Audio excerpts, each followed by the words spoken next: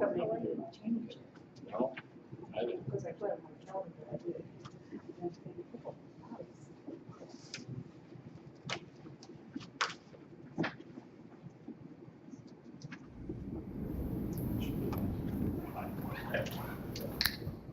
Good.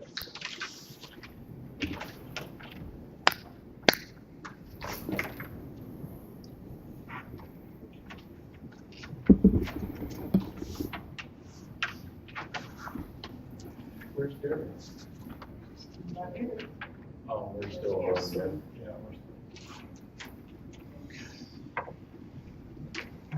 All right. Fine. How are you? Good. Good.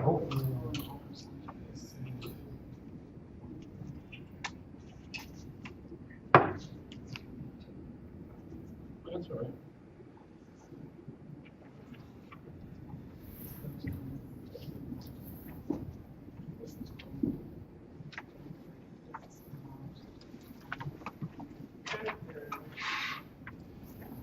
Could you remind people to use the microphones? I'm trying Some- to remember. If you're, I appreciate it. Thanks. Early in the morning.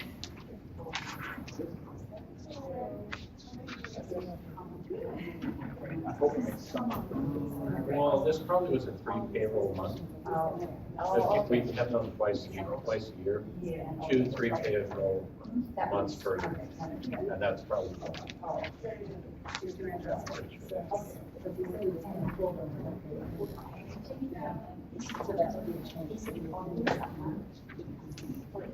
Oh, at least. Oh, Yeah. okay, so we don't have to do that urgent. Well, on this one, we have June. Yeah.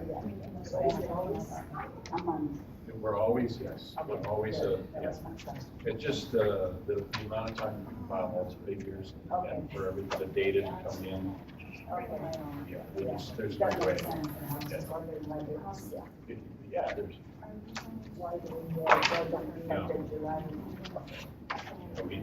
They just can't possibly get it together in a short amount of time and have it accurate, organized. There's no way, there's too much data.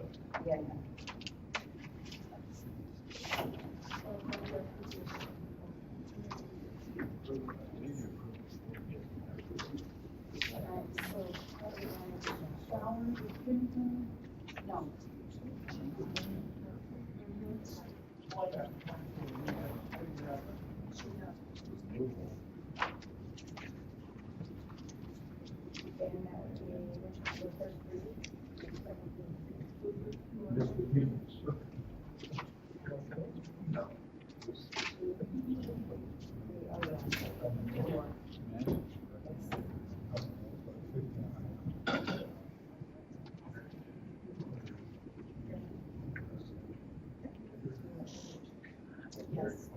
Even better, thanks.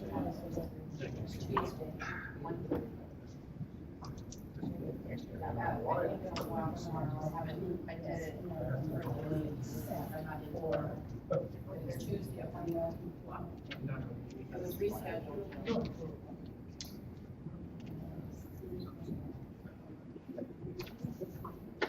I guess.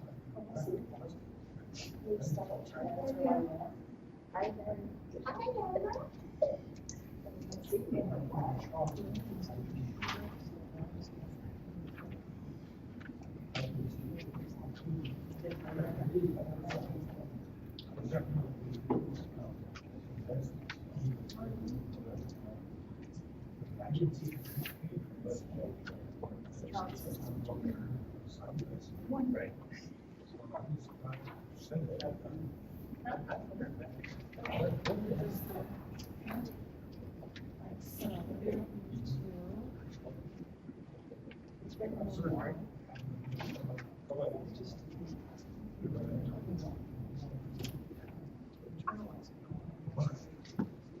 Okay.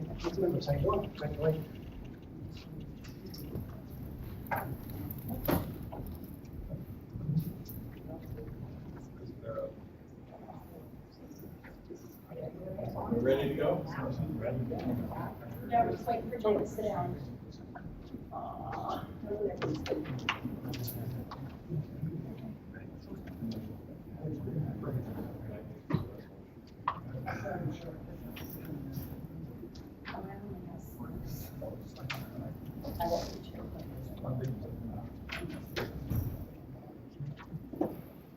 Yeah, I would be surprised.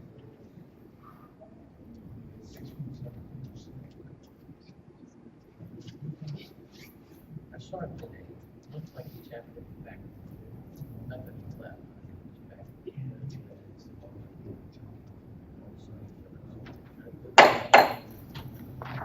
Yeah. This meeting of the Board of Commissioners of Public Hospital District Number 4, King County is called to order. It is Thursday, August 4th, 2016, and we are meeting in the Snohomish City Hall. Would the clerk please call the roll? President Norris, Here. Vice President Young, here, Secretary Spikers. Here. Commissioner Herron, Here. Commissioner Pollard. Here. First, I'd like to welcome you to be here. It's a beautiful sunny day, and I'm glad we have some people here. Would you join me and stand and join me in our pledge of allegiance?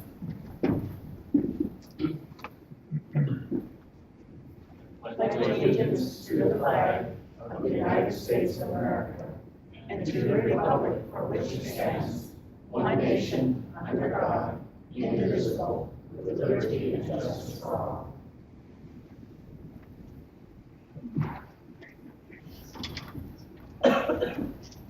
I'd like to ask also members of the public and even the board, if you have cell phones, make sure that you turn them to vibrate or off. That will help not disturb the meeting at all.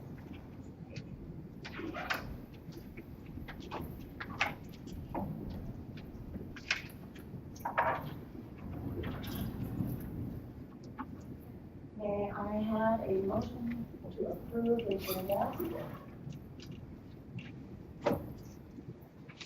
Is there a motion to approve the agenda?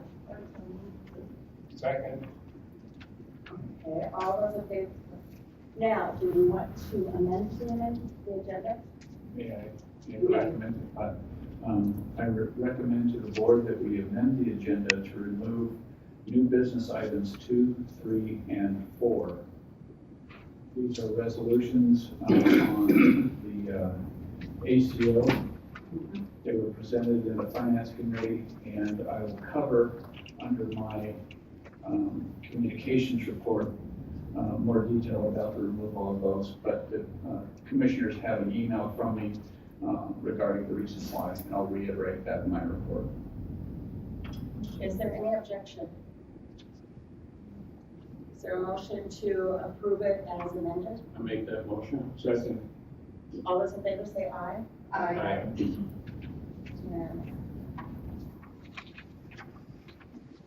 Okay, then we move on to the first item in the agenda, which will be regular meeting. We have minutes to approve. I want to remind everybody that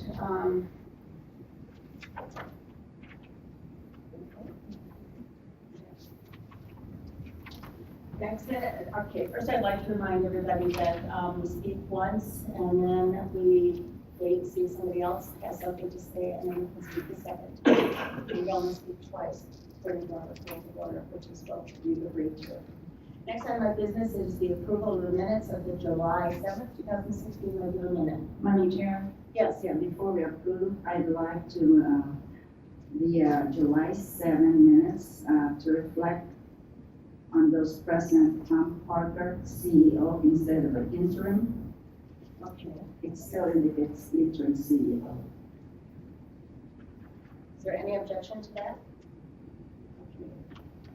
Are there any other changes or additions to the minutes?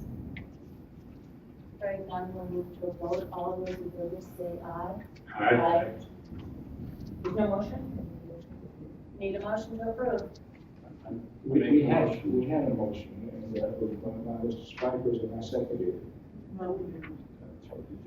Well, we'll do that right now. I'll make the motion and Second. okay. All those in favor say aye. Aye. Aye. Okay, that passes. Okay. Now we're on to the minutes July, we do July 7th, is that what we already did? Okay, July 20th. I move approval of the July 20th special meeting minutes. Are there any changes or corrections to those minutes? I will second it. Okay, second it, no changes, no corrections. All those in favor say aye. Aye. Those are approved. All ayes. Okay, we are moving on, and we are going to, I haven't received any information, right? So I have nothing to, say as far as that. All right, then I will go to our CEO, Tom. Thank you. As requested last time, we have hard copies of my report that are coming down, and Val will make some available to the public as well here. And sorry that it's a bit of a read along, but I put this in a format that I would have given it to you verbally. So this is a transcript then really of my verbal report. First, I'd like to talk about the ACO agreements that we took out of the agenda for today. Upon further review of the termination clauses for the provisions of each of the agreements, Jay and I found that there were differences between the three agreements. We'd like consistent termination provisions with timelines that we're confident will not hinder other strategies such as affiliation. Therefore, I'm not recommending approval of those ACO contracts and their respective resolutions. Rather, I'd like to table them until we're able to amend the agreements. And I appreciate the board's passing of a revised agenda according to that recommendation. Second is benchmarking. There are two benchmarking projects underway, Ide Bailey and Truban. The Ide Bailey project is specific to staffing of our med-surg unit, emergency department, and rehab. Rehab was found to be operating at benchmark, while the other two departments' staffing was higher than benchmark. Managers of those two units have developed new staffing plans that will reduce hours to the benchmarks and have presented those plans to the nurse staffing committee.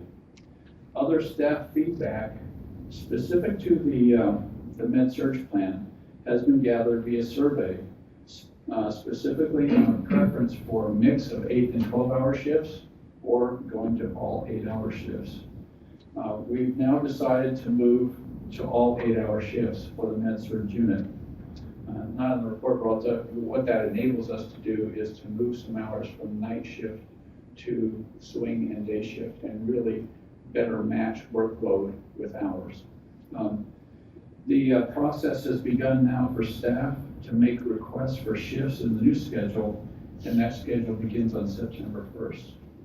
The changes in staffing in the emergency department to get to benchmark were a little less complicated than that of med-surg, and they'll be implementing their new staff schedule on August 14th. Strategic planning.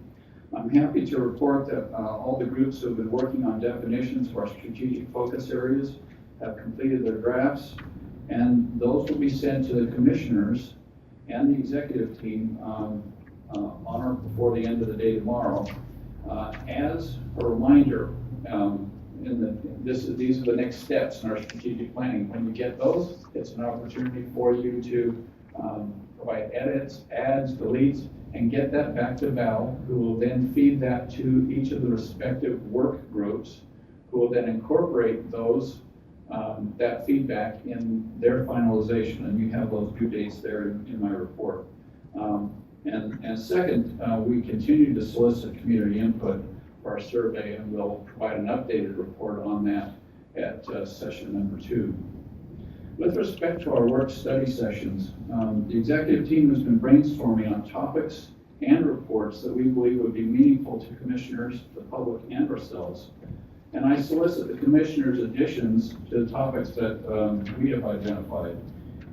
And this is just a very early list, but we don't want to be prescriptive about it. We'd like all the commissioners to think about what they'd like to see in work study sessions. But here's some ideas, of course: affiliation options, because we believe that's something that we'll be continuing to talk about in our strategic planning. Critical access hospital, accounting and finance. And then some regular reports that we think would be good to bring to the work study sessions, because in those sessions, we have more time in order to cover these topics. Report from the Compliance Committee, report from Quality Improvement Steering.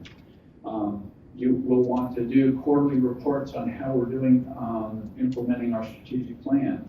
Annual topics such as a state of the district, probably something that would happen in January. An annual report of budget, and that's already in our budget timeline that was reported to the Finance Committee, and a legislative update. Well, clearly there are other things that you'll be interested in, and I would love to hear your thoughts on that. Next bullet point, finances. The financial report you'll see today will show cash growing despite net loss to date. Really important to that is that we continue to closely manage our swing bed payer mix, specifically the average daily census of Medicaid patients, which has declined by 1.5 since the second quarter, where we hit a high, but still needs to come down by at least 1.0 average daily census of Medicaid patients to the level that we were at during the first quarter, where we had more favorable financial results. On our easement, on the agenda today, there's a request for approval of an easement adjustment affecting the property to the east of the hospital. With this adjustment made, Snoqualmie Ridge Development 2 LLC will grant the hospital the easement necessary to place new signs on their property along the Snoqualmie Parkway. This will improve the community's awareness of the hospital, and I would expect our signs to be up by the end of this month. I'll just say we have a new flagpole, and I'm going to defer to the report from Commissioner Pollard when we talk about facilities. He was there at that, and we can come back to that during the facilities report. Office moves. I went through all of my notes, and I couldn't remember if we had let you know where we're at, but all staff who had offices at the district office on the Ridge have now moved to the hospital. And on the agenda tonight is a resolution regarding surplus equipment there to help us get it all cleaned out and ready to hand back to the leaseholder. And finally, I'm happy to report that our Foundation Golf fundraiser, which is tomorrow, Jill's been doing a great job in soliciting not just golfers, but sponsors. Right now, actually that number is 18,700 as of this afternoon. And additionally, we have received $3,700 plus in-kind donations. And as you know, going to these golf tournaments, you want to be able to give some raffle prizes to the golfers, and it actually helps raise even more money. So we'll give a report, I'll give a report next month on the results of the golf tournament. Thank you. Are there any questions for the CEO?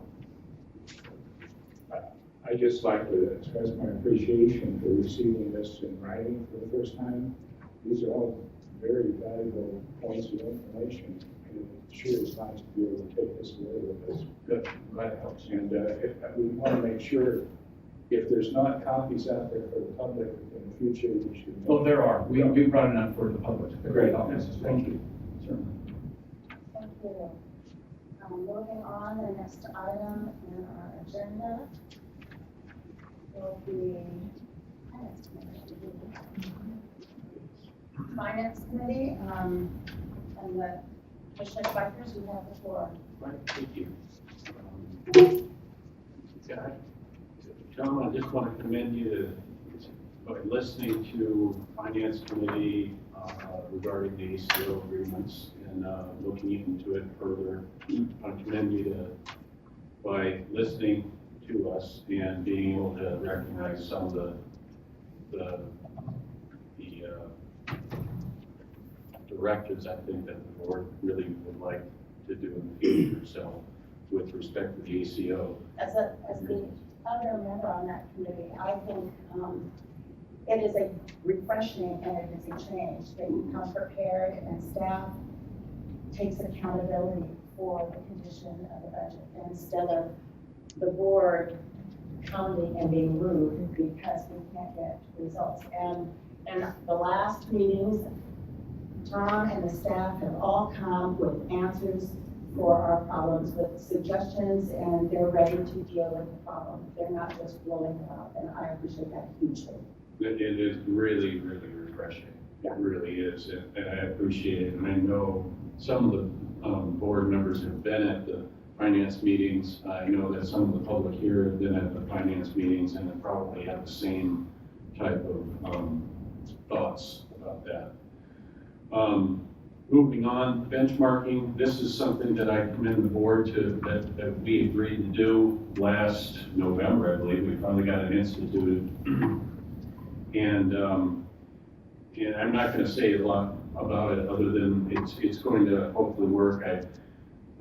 I mentioned that, you know, I've been on the end of changes in a big organization several times in my life, and it's not always easy to be underneath something or a new policy or new directives, and this is really the only way to do it is to get actual concrete information from other areas of the country, or from like-kind hospitals, and not just tell people what to do without, you know, anything in the background to back up why we're doing it. So it was the right thing to do, and hopefully that as a team we can still stay together and continue to forge forward to implement these new benchmarks. So getting on to more of the financial parts of the finance meeting. I apologize, we do not have a finance committee report. The minutes, I just hadn't had a chance to look at them. I've been very busy since Tuesday. The meeting was only 2 days ago. I just hadn't had a chance. So we're going to try, and I think it was mentioned by Tom, that maybe we can have extend the day of the board meeting a week farther out. So we're going to be playing around with that anyway, so that this doesn't happen again. I'm sorry, but I want accurate minutes, and I can't just approve minutes I haven't even had a chance to look at. So anyway, getting on to bottom line, we did lose money, but not real unexpected. And here's the real reason. It's not that people aren't working hard, not that we don't have fairly good staffing procedures. We're going to get better in that. But we have had, this is something that's really important as to what's happened the last 3 months. January through March, we had 3.5 inpatient days that were assigned to Medicaid. And Medicaid is only about $200 a day reimbursement, somewhere around there. If you all recall, we're up to over like $3,500 a day for Medicare reimbursement. So there's about a $3,300 difference in just one patient day each day. So if we have 5 Medicaid patients in the hospital, that's a lot of money per month. So if you add up 1.5 times 3,300 times 30 days, that's how much money it is. And I don't have a calculator, but I bet it's somewhere around 400,000, somewhere around there, or maybe 300,000. So it's a lot of money, and I think what we're going to end up doing. And I want to emphasize, those are not people we can just say it's time for you to go home. Oh, we can't. They have a lot of place We to can't go. just throw people out. People, when they come in here, they expect the same courteous treatment that we give to everybody in the hospital. So if they extend their Medicare days, Medicaid to Medicaid, transition to Medicaid, we still have to take care of them. That's what we do. And it's just a fact of a public hospital a lot of times, smaller hospital, that's what happens. Today, in April through June, we did have 5 Medicaid patient days out of 25. 20% of our beds were occupied by Medicaid patients. So is a very, very difficult hurdle for any hospital. I don't care where you are in the country. Today, we are at 4, and there's, of those 4, we have 4 different types of patients of those 4. And there's a guardianship potentially happening. There's an extreme wound care patient. There's let me see. I wrote a note down here. I can't read my note.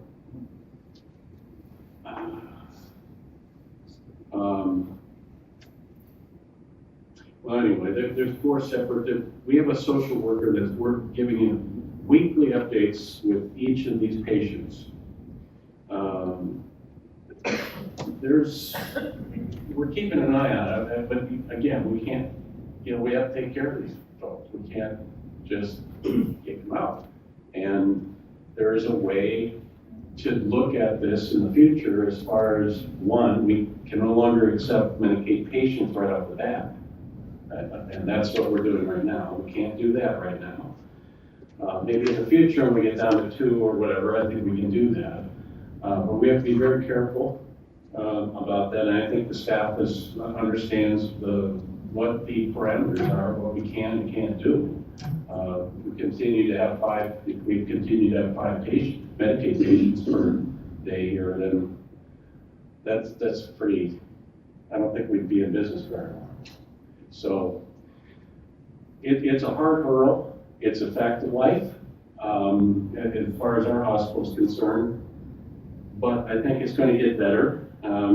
As I said, there's 4 different types, and we're working with all 4 of the different patients to satisfy all their needs and get them in the correct place to make sure that their wound care is excellent.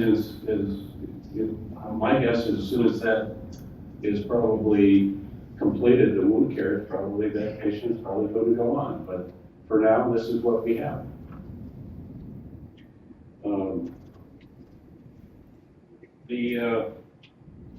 If we have 3 patient days, if we got it down to average 3 Medicaid patient days the rest of the year, we'd probably end up breaking even. So it's not too hard to say that we couldn't do that. But we're working on it.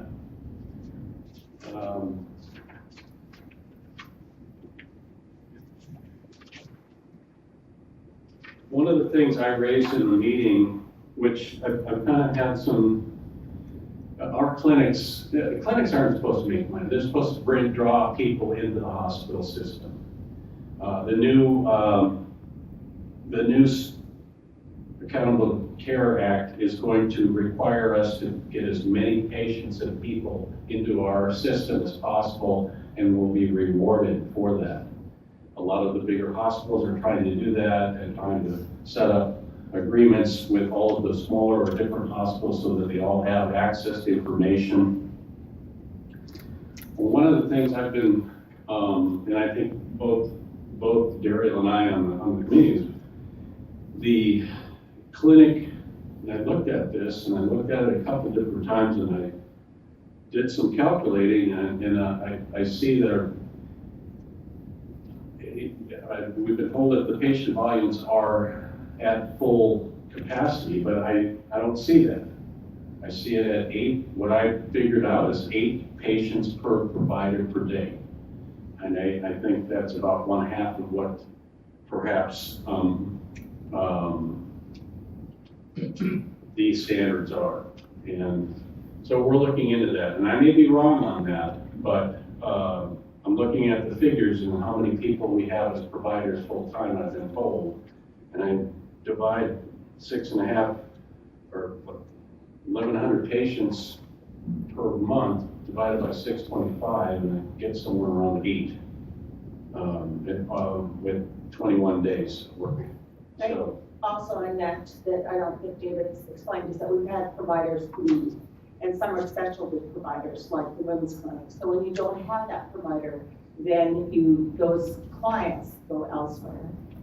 Staff is, I know, trying to address those things, but it's the reality is that we're not we're not addressing certain needs that are in the community, and then our providers move on for whatever reason. Yeah, and one of the things I look at, it's a recurring theme, or ER is down from what we projected, about, I don't know if it's 10 or 15%, somewhere around there, and our clinic volumes are down from what we projected. And that is the two feeders points of entry into our system, into our hospital system. And we've recognized, the good thing is we've recognized what the issues are here. Now it's time to resolve these issues. And Tom's been working very close with the staff to see what we can do with that. David? can I This ask is, one comment? yeah, go ahead. Oh, thank you. Yeah. And that is that, back to benchmarking, one of the things that we made sure we had in the package with Trubin was the clinic package. Mhm. So that'll also help us. I was gonna get into Oh, that. okay, so, okay. Yeah, so the next thing that we've done is we've agreed as a board, which is good, all of us agreed to retain the services of Trubin to get benchmarking for all of our services. And so that's gonna be coming up, and that should probably, again, that's without these benchmarking to compare to other hospital districts throughout the whole country, so that we have actual solid information. We're not just blowing smoke and saying, hey, you gotta do this, this, and this. I think it'll be a lot easier to talk to staff to say, hey, this is what can we do, how can we improve it, you know, whatever. So these things are changing, and I commend again Tom and the administrative team by listening to what the board has been asking them to do. I know I'm kind of talking about them, I'm giving you general terms and what really, really matters right now. And I think that's kind of most of the wrap up right now the main points anyway, that I wanted to discuss. Are there any questions at all? I apologize again, I don't have a report, but I know you as a citizen were there at the meeting, and you have a question, Gene. Well, I received at that meeting a copy of the check register, and I had a couple of questions from that. That's not provided to us tonight, nor is it provided to the public, I don't think. But- I don't think so, no. Right. Well, one is a general question. I noticed that there were a lot of payments from the state through the courts and so forth for garnishments. Well, I can explain that. Yes, go ahead. Well, a lot of times, child support, will have automatic garnishment. It could be somebody that, had a credit issue and, there's been a judgment against them. Could be a legal act, any kind of legal action with a judgment and some kind of garnishment procedure. And it has nothing to do with the hospital itself. I understand, but garnishing somebody's salary is a rather shocking thing to the person. And It's lawful. it's certainly awful, no question about that. And also, as we are court ordered to do that. Yes. We are court ordered to do it. What I'm wondering is there any possibility that we can look at some of those debts where it's a garnishment for debt, essentially, from coming to the hospital, to see if they might qualify for charity care or some other relief to avoid garnishment? I think you got this wrong. I'm sorry. I think you got this wrong. It's not payments from the hospital. It's not monies owed to the hospital. It's monies in separate civil actions that have nothing to do with the hospital. There's nothing. It's not an issue of somebody couldn't pay their. I don't think there's any of those. No. This is our employees. Yeah. This is where we've been court ordered to garnish a wage of one of our employees for a commitment that they have been court ordered to make.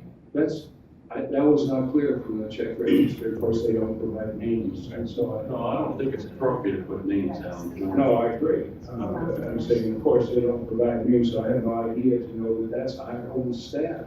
But Commissioner Paul is correct, though, there can be instances where we have put a patient who's not paid and they've been obligated into collections, and if collections then would then, there have been instances where collections have then proceeded to garnishment of the patient for the bill. There have been instances where that has occurred. But that's Right. not getting part of this. Right, exactly. But continue. But yeah, that wouldn't, as we, that wouldn't show up on our check register, and also, I know that our registration staff does a great job in qualifying everyone for charity care that they possibly can. Okay, so it would be very rare that somebody has their wages garnished for non-payment of hospital debt, as I understand. I don't remember the last, I remember about 8 years ago, we had a very aggressive outside collection agency that we got our accounts receivable down to about 50 at one point, and we got a lot of complaints, and we switched. We stopped doing that. Okay, fine. And I had a question about another item on the check register, but I think I will save that for later. Thank you. Thank you, Commissioner Collins. Is there anybody else that has a question for Commissioner Spikers? Commissioner Spikers, do you care to move for approval of the warrants? I do at this time. I make a motion to approve the warrants of $2,548,646.12, and this includes just a point of just knowledge for the general public. This payroll taxes, retirement 457s, 403Bs, matching plans, and all accounts payable warrants. Do we have a second?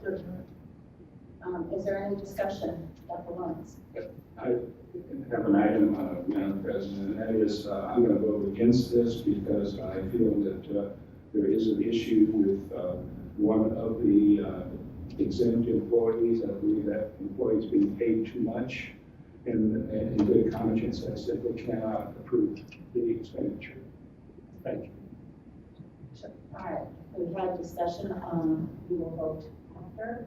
Can I make a comment? Yes, Yeah, just going over the last 6 months of our payroll approval warrants, it looks like we have really reduced disbursements in the last 2 months. May and June have really dropped over $1 million. So from $3,355,000 in January, $3 million in February, March is $3 million, in April is $3 million. Now we're here in May, it's $2,498,000 disbursements, and we have 2 months. So it's looking, our disbursements as far as the warrants are looking much better. Thank you. Can I just respond maybe the reason for that? There are 2 reasons, perhaps. It was a good I question. know what they are. One is in January, we had 3 payroll month, and so we would have a larger warrant. In the first part of the year, we were able to pay vendors in advance, or we got efficient with who we were paying as far as vendors. We were able to make sure that we didn't have any finance charges, and I was kind of shooting for that for quite a while, and we were able, I think for about 2 or 3 months, we paid a lot of warrants up front so that we didn't end up having finance charges. Is that right, Steve? For about 3 months, we were paying. A whole lot of finance charges. We had Some settlement, we had settlements, I'm sorry, we had settlements, yeah. settlements is what you saw. The first part of the year, we had settlements, so, from the previous year. So, anyway, so there's no funny business coming in. Thank you. All right. does somebody want to make a motion? Okay, ready for a vote? All those in favor say aye. Aye. All those opposed? No, The ayes have it. All right, we are moving right along. Next item of business, report from Medical Committee, Commissioner Young. You have the floor. Basically, we are actively working all steps of catheter management to reduce catheter-associated UTIs, referred to as POTI. Excuse me. Yeah. Oh, we are, oh, that it was. Okay, Could you define UTIs for the, urinary tract infection. I'm sorry. Got around that, down there a few times with a lot of people. Okay, imaging. It's really exciting for me to announce that we are establishing site-to-site internet connections via internet, obviously, for image transmission to other facilities. We now have completed work with Swedish. Overlake is in process, and then UW will start. This is basically so that an X-ray doesn't have to be redone at another facility. I'm going to skip over the ACO process because we're going to discuss that again later. And there's quite a long process that we discussed about opioid use. And if you have any questions, I'd be willing to talk to you after the meeting about opioid abuse, etc. Because it's mushroomed into a nationwide horrible problem, and we have accomplished some steps to make it not be an issue. Yeah, also we are exploring the feasibility of a after-hours walk-in clinic. There is also talk that Bartels maybe having their own inside clinic and Safeway as well. That is going to be built or something. Yeah, we would have to discuss it. Thank you. Yeah, go ahead. Well, thank you. So we've been looking at that question, and I was able to speak with Bob Larson, City Manager Snoqualmie, about the permit for the Bartels here, and he let me know that they are permitted for a pharmacy, but not for a clinic. What about Safeway? Did he say anything about I Safeway? didn't ask about Safeway. Bartels was our most likely place where a clinic would exist. I haven't seen a clinic in Safeway yet. Okay, is someone doing the medical, okay. Credentialing. Thank you. Oh, I have some questions on the medical committee minutes. Go ahead. I recognize Commissioner Pollard. Okay, yeah, I wish you had gone ahead and commented on things like hosting Encompass parenting classes, just to let the public know, and some of these other items that are there for the public to read, but I think it's good to go ahead and present at least the most important ones. With respect to the opioid crisis, yes, indeed, that is a crisis. CDC says more people are dying from opioid abuse than car accidents today. But my question, I think the things that are said that have been set out here in your report are excellent, and I think it's important for the public to hear them. Failing that, I do have a question about Narcan. Is that also usable for heroin? Yes. Because it only mentions opioids in this report. Heroin falls into that category. Heroin's an opioid. Oh, is heroin considered an opioid along with prescription opioids? Yeah. Okay, well that's one of the problems apparently from the news reports, is that opioids, they've tightened up, or the hospitals have tightened up on opioid access. And as a result, those who want to abuse opioids now buy heroin at a cheaper price than they can opioids. So I just wondered if we need to address the heroin that's epidemic, essentially, separately from the opioid prescription. Heroin is an opioid. Yeah, I understand, No, it's but all being addressed, I'm sorry for interrupting, but it's all being addressed as a unified topic. and how are we addressing that? We have new prescription forms, we are part of our emergency room 80, which is an informing situation, it's all listed in here, and you're welcome to read it. I really don't, I'm not sure that we need to belabor the whole issue, but we're working on it. Our written prescriptions have 6 levels of security built into them. You Well, can't steal one and write one of your own. We're may I addressing, respond? Yeah, Madam Chair, may I respond? Is it a question? Yes, it is in a sense, and that is, I understand that heroin is an opioid, but I think that there are 2 aspects to this opioid problem, and one is the prescription opioids, and the other is the street heroin. So what's the question? And the question is, what are we doing to deal with the street issue? For example, down in Fall City, there is a real problem with street heroin, and that we're not going to get at that by dealing with prescription opioid reduction.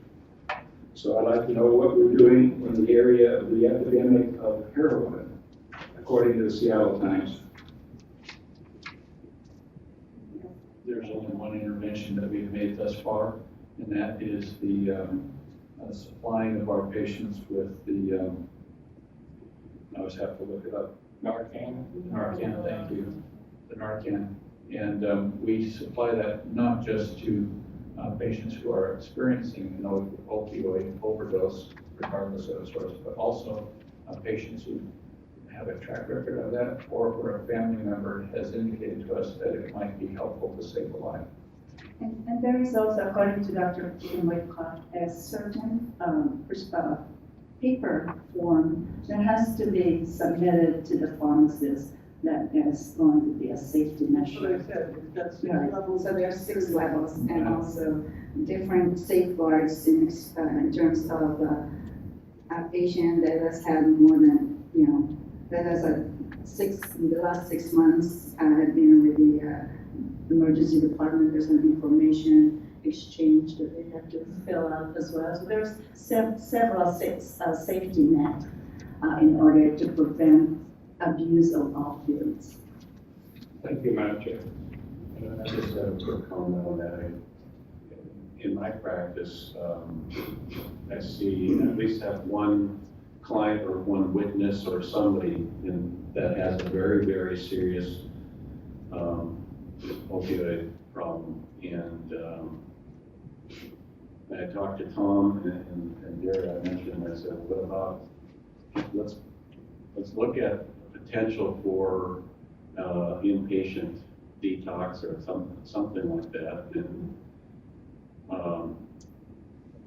that would go hand in hand. I did talk to 2 other CEOs and they weren't doing very well financially on that phase in their operations. Unfortunately, they had separation between their intake or the detox clinic and the rest of their hospital. So I don't know how it would play out, but it sure is something to think about or to look at, especially since we have identified that as an issue in this community. And really, if it makes financial sense, we should at least look at it. And what I was told is they were getting $8,000 a day or for a 3-day stay, anyway, from private pay. I think it's a much more complicated Probably issue Probably than is. just, it is a physiological issue. And once you're psychologically and physically addicted, it is not easy to cure. And many that go through treatment repeatedly. They go through once, they go through twice, and some never get past it. And when you start dealing with street drugs, you don't know what's in the street drugs. So that is another. Plus, the most The important thing is the patient, the individual, has to truly want to give up that addiction. And when it's physiological, even if they really intellectually want to give it up, they can't so easily.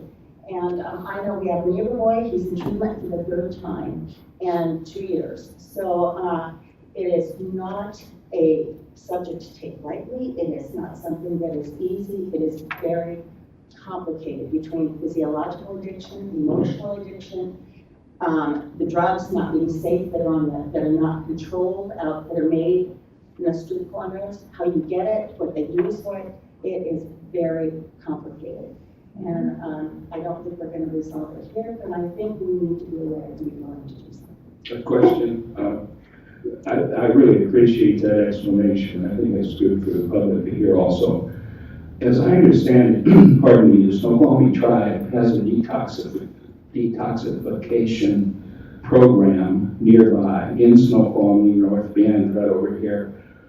And I wonder if we've coordinated with them or talked with them at all about their program, just to learn what it's all about. They closed that. I think they closed that. They closed that? I believe so. Okay, thank you. We need to move on. Thank you, Commissioner Pollard. Okay, thank you. I've been briefed by Dr. Wickup, who is on vacation today, on the report from the Medical Executive Committee on Credentialing. Excuse me, we have two groups.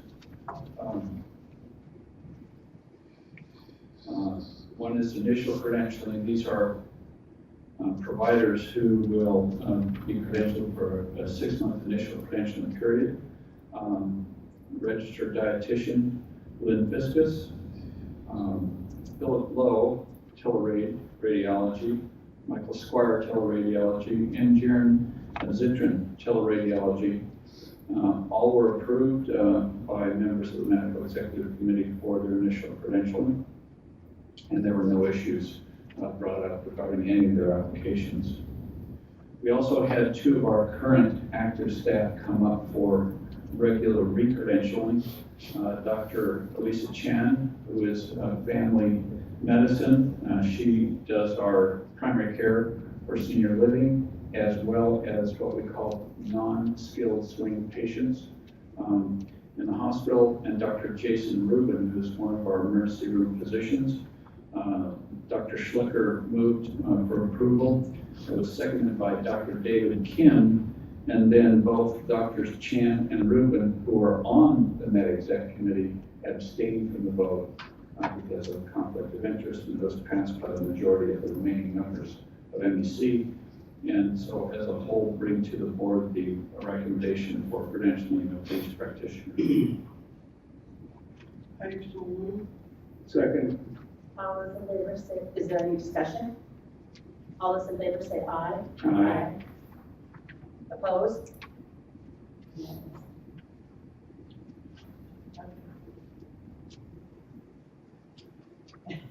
Next item of business is a report of the Facilities Committee. Commissioner Pollard, you have the floor. Thank you.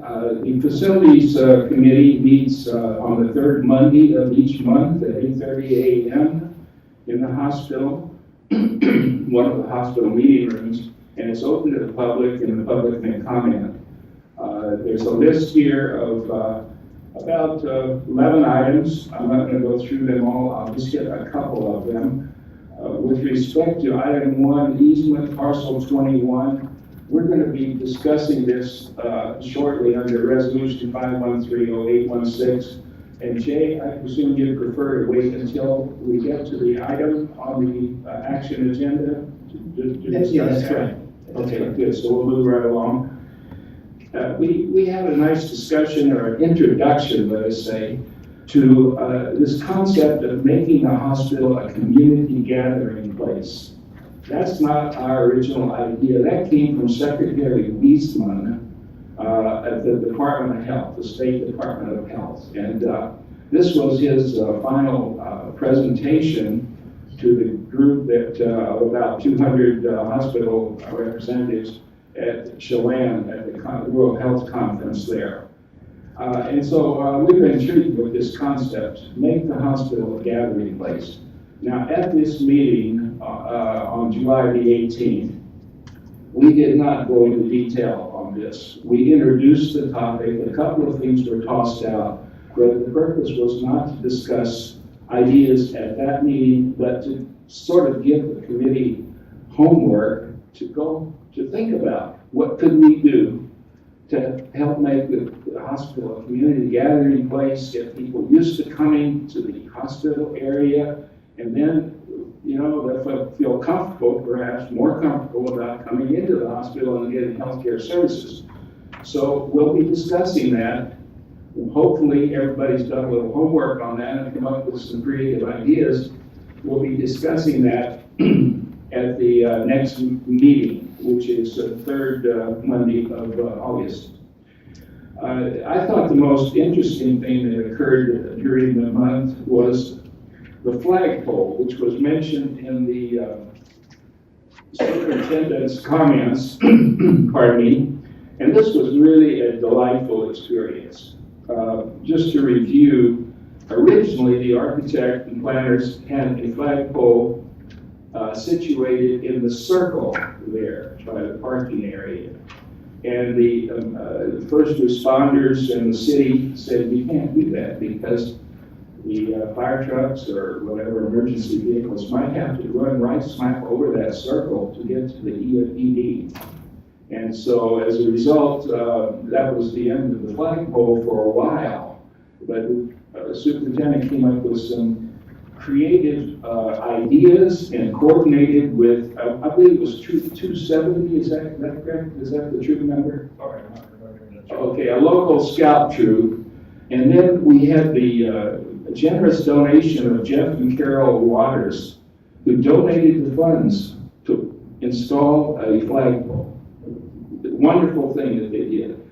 And then to add to that, Chuck Mohammed, who's our Chuck Mohammed is the father of Scott Mohammed, who's our excellent, I would say superb, maintenance manager for the district. And this was wonderful that the father, the son, and Scott's mother in a wheelchair were also there. And so we had a wonderful little ceremony there.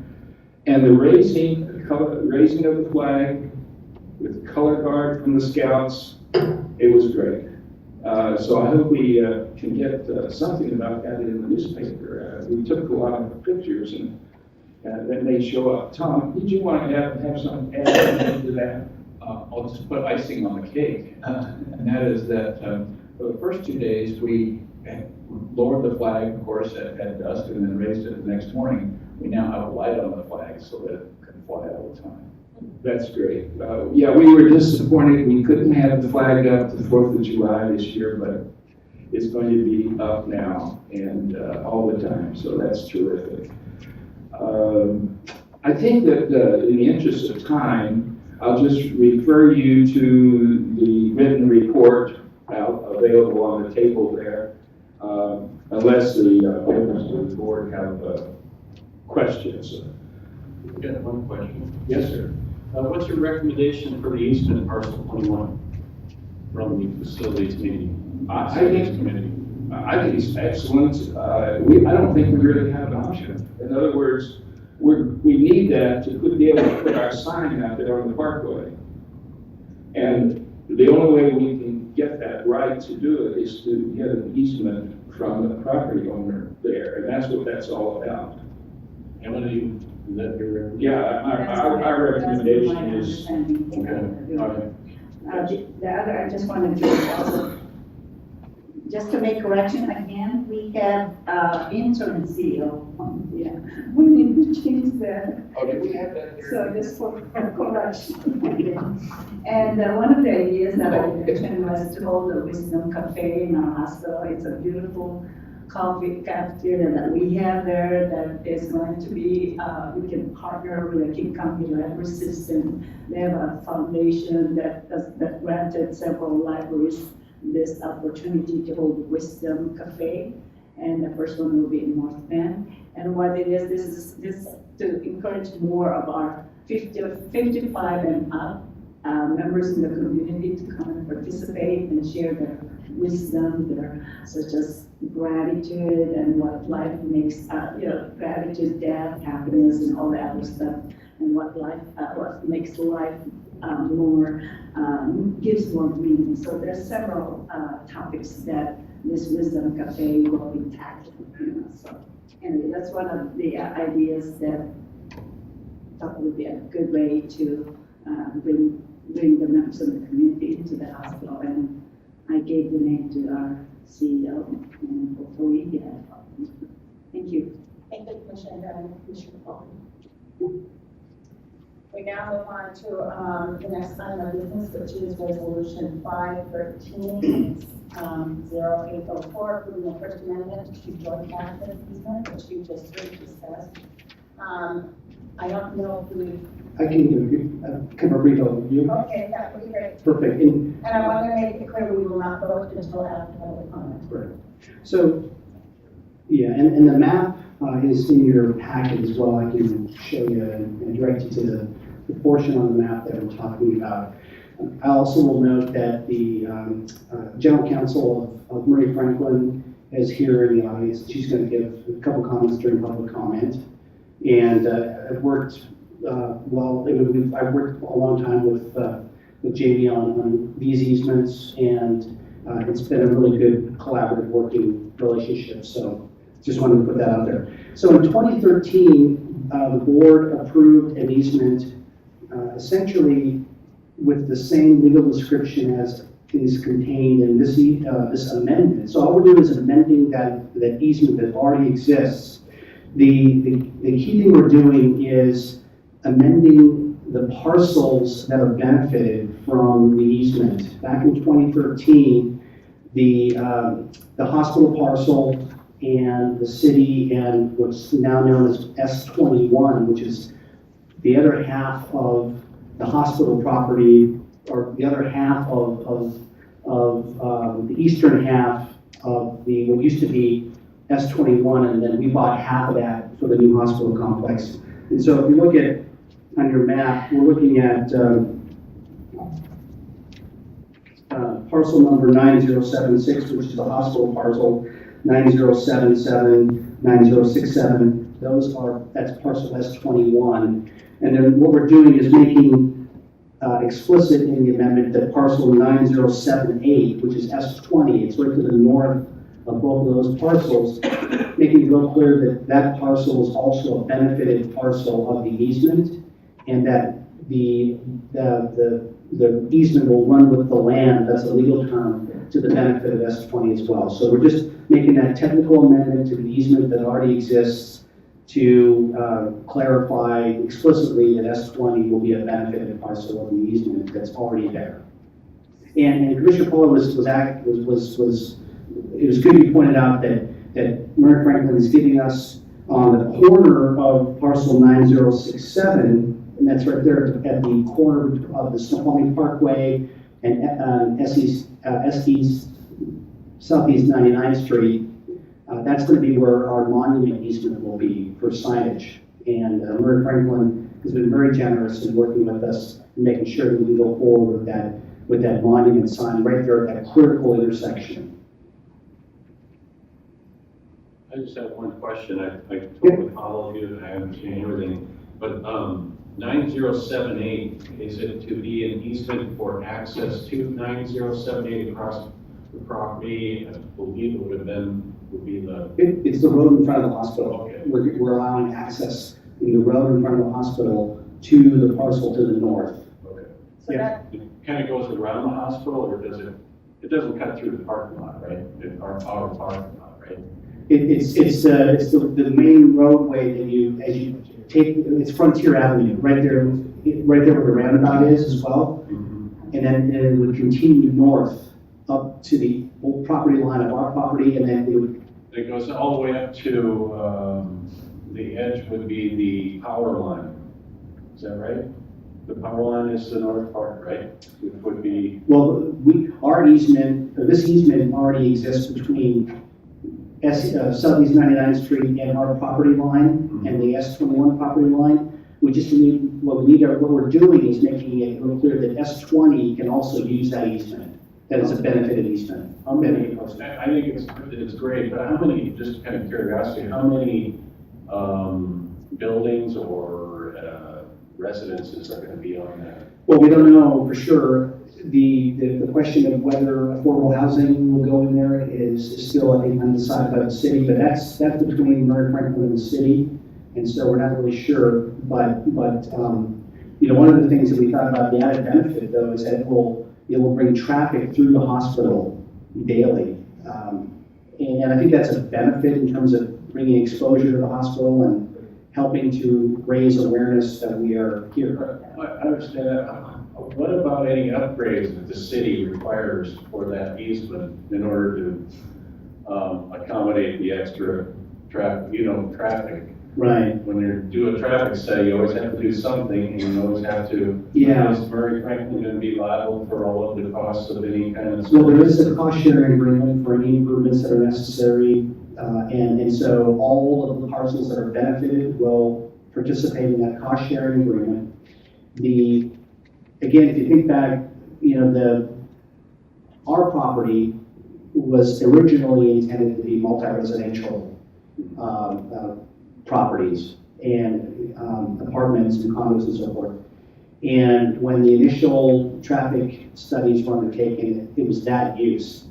We came in so far below that original expected use with the hospital that I still think that we're going to be under the what's called the SEPA threshold that was identified in those earlier studies when we had, you know, we went through this with the city in order to change from multi-residential use to hospital use. We had to kind of refresh those traffic studies, and we came in far below what was originally expected to be multi-residential traffic vehicle counts. Well, here's the thing I know. Yeah.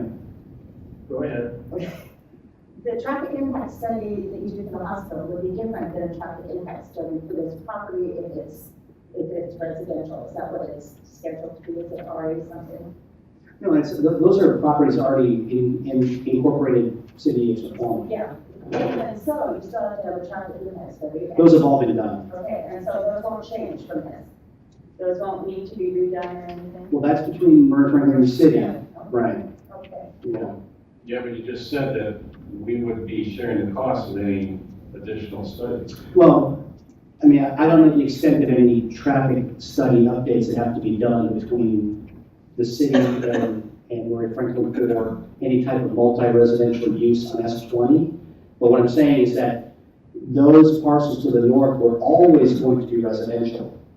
And I think there was always going to be some expectation of some level of multi-residential. The hospital property was going to likewise originally be multi-residential.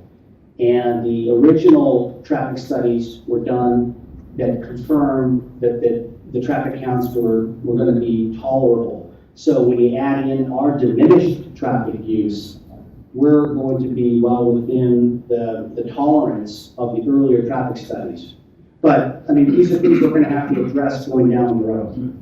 That could change based on what Highway 18 is looking like too.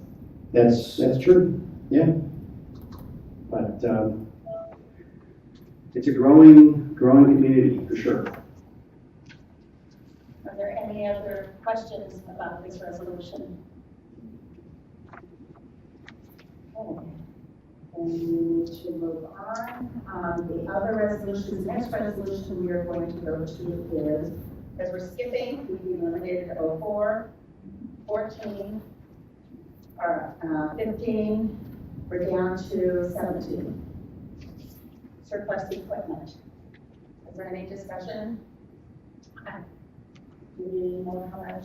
Okay, my notes say we need the resolution. I already know it's their equipment. Do we? The list is attached to the items. Does anybody have any questions about this? Do we have to make any motion? Yeah, we do. First, Yes, we do. Not yet. Later. for discussion. not before discussion. All right, so this is for discussion without any motion necessary prior to that. Well, I'll just express a concern that I mentioned several months ago, and the global concern is, are we making sure that any surplus equipment in the hospital is available first to nonprofit organizations in the valley before we take it elsewhere? I wonder, I think that we do somehow, but we have to first designate it as surplus, and then I believe that we do make an effort to put this, make this available to nonprofits in the valley. Is that correct? That's correct, and I don't have the specific, our Director of Materials and Purchasing has set up with an organization that helps us do that. I just can't remember the name of it, but I'll follow up with him. But you're correct, Commissioner, that we need to, before we can even go down that path, we have to bring it up with this resolution. Good, so Yeah. this particular amount or list of surplus equipment has not gone anywhere at the moment. It's all sitting at the Waiting for us to declare it surplus. All right, thank you. Can I ask something for clarification? Is this coming from facilities committee? Because it seems to me this would be something that would have gone through facilities. No, it doesn't come through the facilities committee. It really comes straight to the board as an equipment issue. Yeah, it looks very facilities related because of the vacating of the district office. But more typically, this is, you'll see on this list, antiquated medical equipment. Yeah. Okay. All right. Is there any more questions or discussion on this? Okay, and we will vote on this after we have our public comment. Now is the time for our public comment. We welcome your comments, and we feel that they are very important. Make sure you note that all comments are limited to 3 minutes. As a reminder, please go to the podium to comment. You do not have to give your name, or address, or any of that, but if you do give your name, that's helpful for us.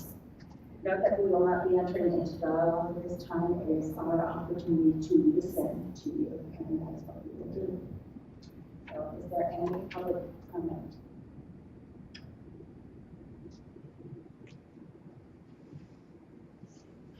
Good evening, members of the board. Is this on? I'm trying to know what, it may not be funded. It's down for the base. Just a little break. Yeah. Okay, I'll try to talk louder. Okay, good evening, members of the board. My name is Jamie Ballant, and I'm general counsel for the Murray Franklin family of companies. I'm here tonight on behalf of Snoqualmie Ridge 2 Development LLC, and I'm addressing resolution 5130816, which is the First Amendment to the Reciprocal Access Easement. And I just wanted to first request that the board approve this resolution this evening. This amendment to this easement has been in negotiations for quite some time. It actually arose out of an obligation from the purchase and sale agreement from Snoqualmie Ridge 2 Development LLC to the hospital, wherein it was originally contemplated that there would be a road providing access to that 20 parcel down to 99th Street. There isn't really a road there right now. As you said, it's kind of the access road or the driveway to the hospital. The original agreement contemplated that a road would be dedicated, a road that was all the way through would be dedicated to the city, and that didn't happen, and instead it was decided that an easement would be sufficient. And so Jane, I have negotiated that easement. And as previously mentioned, in exchange for this easement, we will grant the easement to the hospital for the monument sign at the corner. Your concerns about, who's going to be responsible for any improvements that are necessary. It's our expectation that if there are any upgrades needed to provide access to that parcel, that it would be the grantee, which is at this time Snoqualmie Ridge Development 2, or our successors or assigns, whoever develops that property. We do have a cost-sharing agreement in play that's being negotiated. In fact, I'm supposed to finalize it tomorrow morning with folks from Benaroya. But those are for the costs that have already been incurred to date, for the roundabout, for the water, for the sewer, and whatnot. And that cost sharing agreement does allocate a portion of the cost to parcel S20, which if we don't have this easement, it doesn't make sense to allocate those costs to S20 because S20 can't utilize the road. So we need the easement in order to share in the cost. So that is a sunk cost at this point. The hospital has expended all that it would be expected to expend. If there are any transportation improvements that are necessary as a result of the development of S20, the burden of those costs falls on the developer of S20. It's not anticipated that additional improvements will be necessary because, as Jay said, the development of that parcel was included in the mixed-use final plan, and those impacts have already been analyzed. And as long as the development proposal that comes in under the thresholds that were analyzed originally, there shouldn't be any additional traffic mitigation or improvements required. But again, that would be the responsibility of the developer, not the responsibility of the hospital.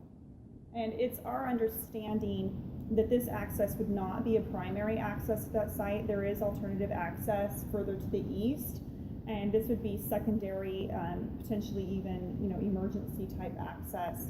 And it's been suggested that we look into whether or not we'd be willing to put a gate there and only allow residents of that parcel to have an access code or an access key so that you don't just get people driving through there as through traffic.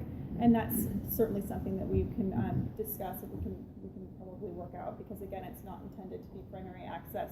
And we certainly don't want any residents going through S20 and using that as a bypass. So we can look at mutually agreeable options to prohibit that. Again, I ask that you approve this resolution, and thank you for your time this evening. Thank you very much. Are there any additional public comments?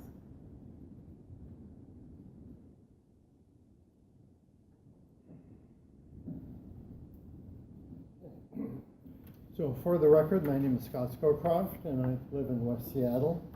First off, I'd like to congratulate you for your strategic planning meeting vision statement that reads, "Our community will become the healthiest in the nation." But I hope that you will agree with me that you'll truly be able to achieve this vision only if you go beyond the walls of the hospital. For example, to engage the larger community. For example, as the Hospital Foundation Director, a decade ago, I obtained a $5,000 grant to give away drug lock boxes and organize the Youth Drug Abuse Prevention Community Education Forum, which was keynoted by Rob McKenna, and Gregory Malcolm was the moderator.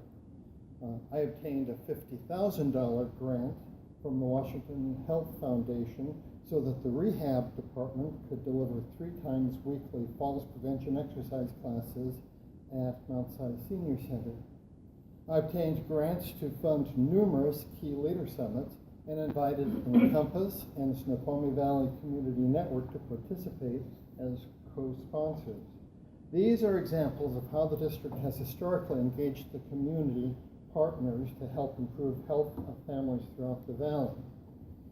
While it's not everything that you'll need to do, I say that it's entirely consistent with your vision statement to partner with Encompass and senior centers and others by seeking million-dollar grants in support of preventative medicine and management of chronic conditions.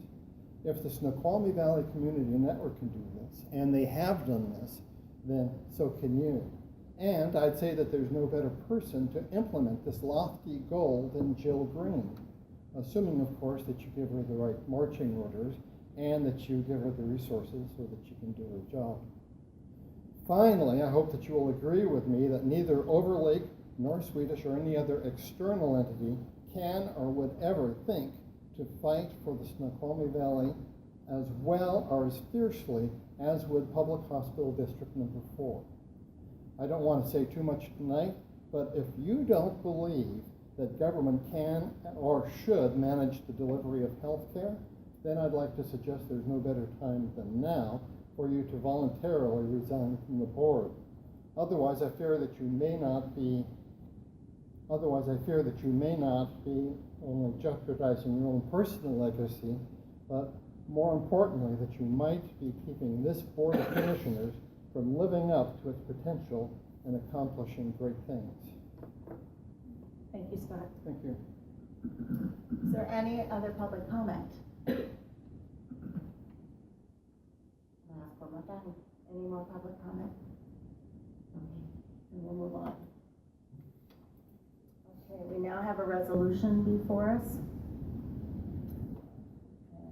Let's see, it's resolution 5130804, approving the First Amendment to joint access easement.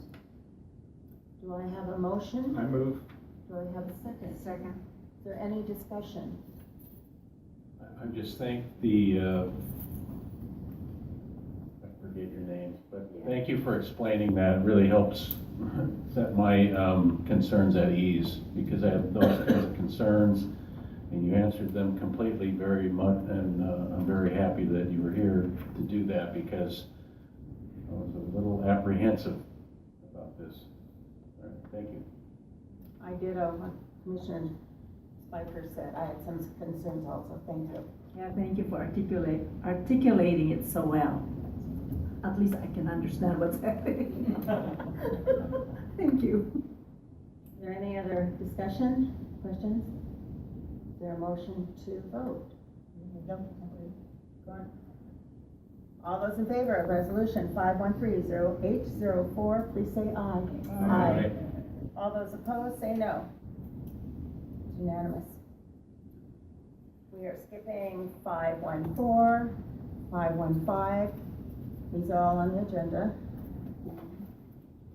And 516, I believe. Is that correct? Correct. And we are moving on to 517. Those were all eliminated at the beginning of the board meeting. Is there anybody ready to act on, we're now ready to act on resolution 517? Madam President? Yes? I move approval of resolution number 5170816 regarding surplus equipment. Thank you, Commissioner Palmer. Thank you. I second. All those, is there any further discussion? All those in favor say aye. Aye. All those opposed? No. Okay. We will have a special meeting on Monday, August 29th from 1 to 5 p.m. at, did I go too fast? We didn't have anything in other. Is there anything in other? Does anybody have anything else they want to bring up to the board before we dismiss? Okay. We will have our special meeting on Monday, August 29th from 1 to 5 p.m. at Snoqualmie Valley Hospital. This is a strategic planning meeting. It is open to the public. Our next regular meeting will be Thursday, September 1, 2016 at 6:30 p.m. here at the same venue. There being no further business in this meeting, it is adjourned, and we thank you all for attending.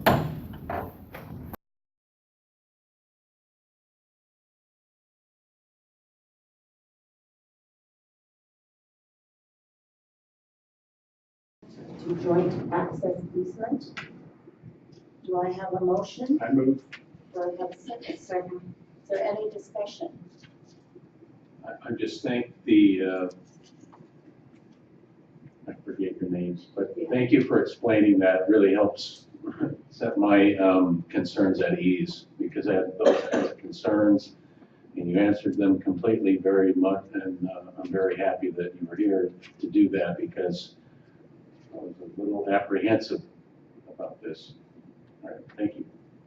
I did, Commissioner Spiker said, I had some concerns also. Thank you. Yeah, thank you for articulating it so well. At least I can understand what's happening. Thank you. Is there any other discussion, questions? Is there a motion to vote? All those in favor of resolution 5130804, please say aye. Aye. All those opposed, say no. It's unanimous. We are skipping 514, 515. These are all on the agenda. And 516, I believe. Is that correct? And we are moving on to 517. Those were all eliminated at the beginning of the board meeting. Is there everybody ready to act we're now ready to act on resolution 517? Madam President? Yes? I move approval of resolution number 5170816 regarding surplus equipment. I Thank you, second. Commissioner Polly. Thank you. I second. All those, is there any further discussion? All those in favor say aye. Aye. All those opposed? Okay. We will have a special meeting on Monday, August 29th from 1 to 5 p.m. at, oh, do I agree? Do I go to that? Do you have anything in that? Is there anything in other? Does anybody have anything else they want to bring up to the board before we dismiss? Okay. We will have our special meeting on Monday, August 29th from 1 to 5 p.m. at Snoqualmie Valley Hospital. This is a strategic planning meeting. It is open to the public.